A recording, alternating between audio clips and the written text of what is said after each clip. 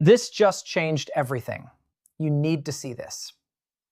Todd Blanche, Trump's former personal criminal defense lawyer, the man who has been running the Justice Department as acting attorney general, the official who oversaw the chaotic release of millions of Epstein files, is now in open political freefall.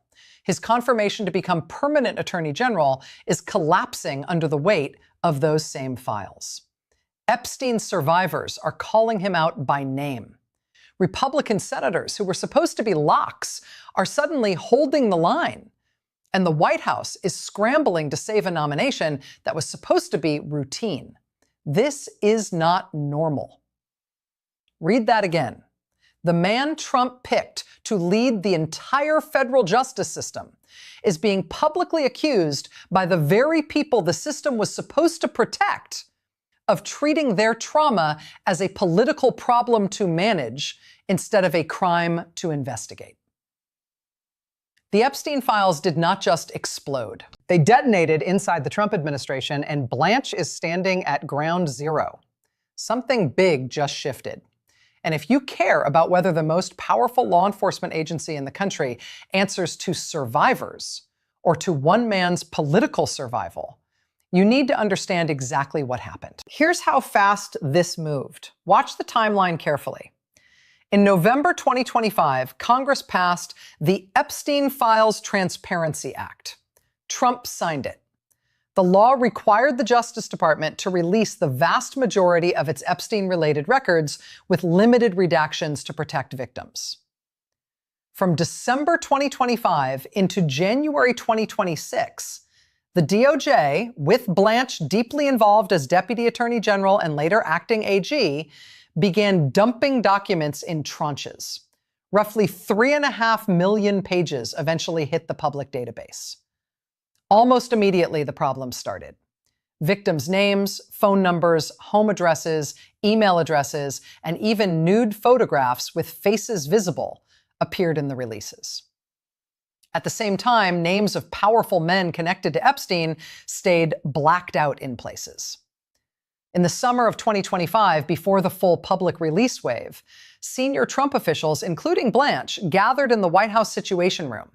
Not for a terrorist attack, not for a war, for the Epstein files. Vice President J.D. Vance reportedly called the fallout a huge problem. The discussion was about containing the political damage to Trump and the Republican Party. In April 2026, Pam Bondi was fired. Blanche became acting attorney general. He immediately started signaling that the Epstein matter should be in the rearview mirror. In June 2026, Trump nominated Blanche for permanent AG. Epstein survivors, citing the Situation Room meetings and the botched releases, came out hard against him. On July 15th and 16th, confirmation hearings took place. Senators pressed Blanche on redaction failures, on whether the review was designed to protect Trump, on his dual role as former personal lawyer and now top law enforcement officer. On July 16th and 17th, under pressure from Republican Senator Thom Tillis, who said he would not vote the nomination out of committee until it happened, Blanche finally sat down with a group of Epstein survivors for roughly 90 minutes. The survivors left furious. They called the meeting performative, abrasive, condescending, full of interruption and gaslighting. Within days, they wrote open letters to the holdout Republican senators, urging them to vote no. This part matters. The nomination that was supposed to sail is now in serious trouble. The White House is actively lobbying Tillis and John Cornyn. The story is still moving. This is the part most people miss. Todd Blanche is not some random DOJ careerist. He was Trump's personal criminal defense attorney. He sat at the counsel table during the New York hush money trial and other cases. When Trump won in 2024 and started staffing the second administration, Blanche moved into the Justice Department as Deputy AG. When Bondi was removed, he stepped up. The Epstein files are not abstract. They involve decades of alleged sex trafficking of minors, a network of powerful men, and a mountain of government records that Congress finally forced into the open. Trump has always maintained he cut ties with Epstein years before the worst crimes and has never been accused of criminal conduct in the files that have been released. But the documents contain thousands of mentions of him. flight records, and unverified allegations that the administration has spent enormous energy managing. Context matters here. Blanche was in the room when the political strategy was discussed. He oversaw the document review. He is now the nominee for the job that decides whether any further investigative leads in those files get pursued. Survivors say that combination is disqualifying. The White House says he has been more transparent than any previous administration. The fight is no longer theoretical. It is personal, institutional, and happening in real time. Here's what got me. The survivors' own words after the July meeting are blunt. Jess Michaels described it as patronizing. She said Blanche would dispute everything she raised that's not true, or I never said that. Danny Bensky called it an hour of deflection, interruption, and gaslighting, and said it felt like a check-the-box exercise so Blanche could claim he met with survivors before his confirmation vote. Annie Farmer, whose sister reported Epstein to the FBI in 1996, said he was abrasive, condescending, and intentionally non-committal. Liz Stein told PBS the meeting was performative, so he could check a box for his promotion. Read that again. These are not random internet commenters. These are women who lived through the abuse, whose personal information was exposed in the document dumps, and who finally got FaceTime with the man running the Justice Department. The redaction failures are documented. Multiple outlets reported that victims' identifying information, names, dates of birth, bank details, driver's licenses, addresses, and nude images appeared in the public releases. Blanche has acknowledged mistakes. In his confirmation hearing, he said roughly 1% of the redactions had to be fixed, that lawyers were on call 24/7, and that he takes responsibility. He also insisted the department went to extraordinary lengths to protect victims and that unredacted versions were made available to members of Congress. Here's what they didn't emphasize in a lot of the coverage. The same review process that left victim data exposed kept certain powerful names behind black bars. House Democrats on Oversight released a letter claiming the process appeared designed to identify and shield Trump, including training materials instructing reviewers to log and redact the president's name. Blanche has repeatedly denied any preferential treatment. In December 2025, he told NBC's Meet the Press the department was not redacting information around President Trump. Pay attention to this part. A federal judge, Emmett Sullivan, ruled in June 2026 that Blanche had effectively conceded the DOJ was in violation of the Transparency Act by not responding substantively to demands for additional records. The court set deadlines. The DOJ pushed back, citing victim privacy and asking for stays. That fight is still live. The Situation Room meetings are the detail that stands out most. According to the New York Times reporting that sparked the survivors' June statement, senior officials, including Blanche, treated the files as a reputational crisis for the president and the party, rather than an investigative opportunity. Ideas floated included having Tucker Carlson interview Ghislaine Maxwell. Blanche later did interview Maxwell over 2 days. She was then moved to a minimum security facility. Blanche said the transfer was for her safety. This changes the picture. The survivors' joint statement after the Times reporting was clear. They were deeply disturbed that the release was framed as a PR problem instead of a chance to pursue leads. They single Blanche out because he was at the table and is now nominated for the top job. This is failing upward, plain and simple. Let that sink in. The numbers are staggering. The DOJ reviewed millions of pages, thousands of videos, tens of thousands of images. Blanche has said the case is closed in the sense that no further prosecutions are currently planned beyond what has already happened. Survivors keep pointing to investigative leads they say are still sitting in the files. Blanche's position is that the department has complied with the law, fixed errors, and been more transparent than the prior administration ever was. Almost nobody is talking about this part with enough urgency. The real fracture is not just survivors versus Blanche.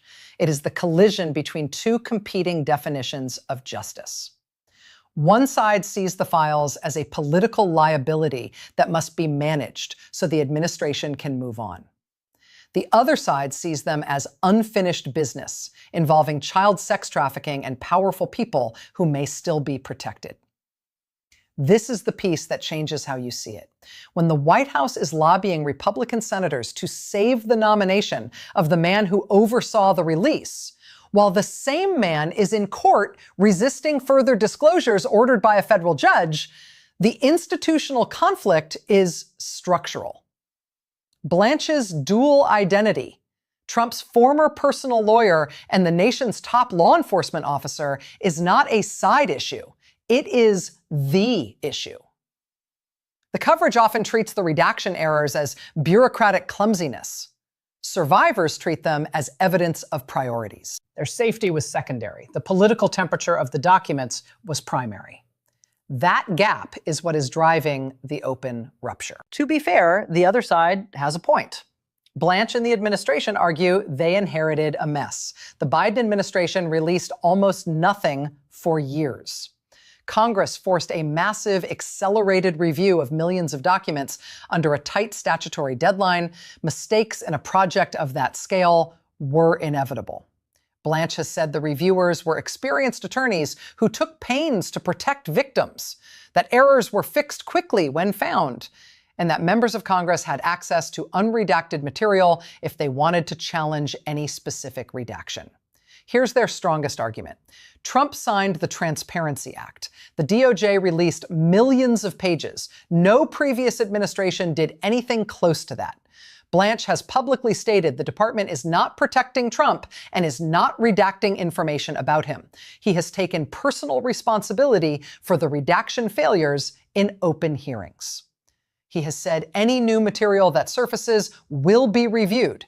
And he has pointed out that many of the most explosive claims circulating about Trump and Epstein have been investigated and not pursued for lack of credible evidence. This part deserves attention. The demand that every single investigative lead in decades-old files must produce new prosecutions or else the entire process is a cover-up is not how the justice system works. Prosecutors need admissible evidence, credible witnesses, and statutes of limitations that have not expired. Blanche's defenders say the survivor's frustration is understandable, but that turning the Attorney General confirmation into a referendum on every uncharged allegation from the 1990s and 2000s is not governance. The White House position is that Blanche has already delivered more transparency than anyone expected, and that further politicization of the files only serves Trump's opponents. Even some unexpected voices are reacting. Republican Senator Thom Tillis forced the survivors meeting by conditioning his committee vote on it. That is not the behavior of a rubber stamp. John Cornyn has remained publicly non-committal while the White House lobbies him. Democratic Senators Chris Van Hollen and Patty Murray sent a formal letter holding Blanche to his earlier promise to meet the survivors and accusing him of prioritizing protection of the president over transparency. Legal commentators and former DOJ officials have noted the unprecedented nature of a president's personal criminal defense lawyer moving so quickly into the acting AG role and then the permanent nomination. Ethics complaints have been filed in New York by more than 100 lawyers and judges alleging conflicts of interest around the Epstein files and other matters involving Trump. This reaction stood out. Survivors released a video urging the Senate to reject Blanche, stating flatly that their personal information was exposed while alleged abusers remained protected, and that Blanche failed victims. Multiple survivors who were in the room with him have now gone on record with the same characterization of the meeting. That consistency across independent accounts is hard to dismiss as coordinated messaging. Here's why this reaches beyond Washington. The Attorney General decides what the federal government investigates, what it prioritizes, and what it quietly closes. If the person in that job is perceived, fairly or not, as primarily concerned with managing political risk for the president rather than following evidence wherever it leads, public trust in the entire system erodes. That trust is not abstract. It affects whether victims of powerful people ever come forward. It affects whether ordinary citizens believe the law applies equally. Think about this for a second. The Epstein case is the most high-profile example in a generation of alleged elite impunity around the sexual exploitation of minors. When the government finally releases the files under force of law, and the process is immediately consumed by fights over redactions, situation room strategy sessions, and confirmation politics, the message received by many people is that the system still protects its own. This is where it touches real life. Every parent who wonders whether institutions will protect children over the powerful is watching. Every person who has ever been told, move on after institutional failure, is watching. The fight over Blanche is a proxy for a deeper question. Does the Justice Department work for the American people or for the political survival of whoever occupies the White House? This is the part to watch closely. As of late July 2026, the nomination remains in the Senate Judiciary Committee. Hearings have been held, the survivors' meeting has occurred and been publicly denounced by the participants. The White House is lobbying the two key Republican holdouts. A federal court order regarding additional Epstein records is still in play. Ethics complaints against Blanche are pending in New York. The next few days matter. A committee vote could come soon. If even one Republican defects, the nomination stalls. If it advances, a full Senate fight follows. Meanwhile, the legal battle over further document releases continues on a separate track. Something is still unresolved. The survivors have made clear they will keep pressing. Blanche has made clear he believes the department has already done its duty under the law. Trump has made clear he wants the matter behind him. Those three positions cannot all prevail indefinitely. This is still moving. The Epstein files did not stay buried. The political machinery built to manage them is now under open strain. Blanche's confirmation has become the pressure point. When the next development drops, a committee vote, a new court filing, another survivor statement, or a shift in the Republican votes, I'll break it down the same way, with the actual sequence, the real quotes, and the stakes that go beyond any single nomination. Subscribe and turn on notifications so you don't miss it. The story is not finished.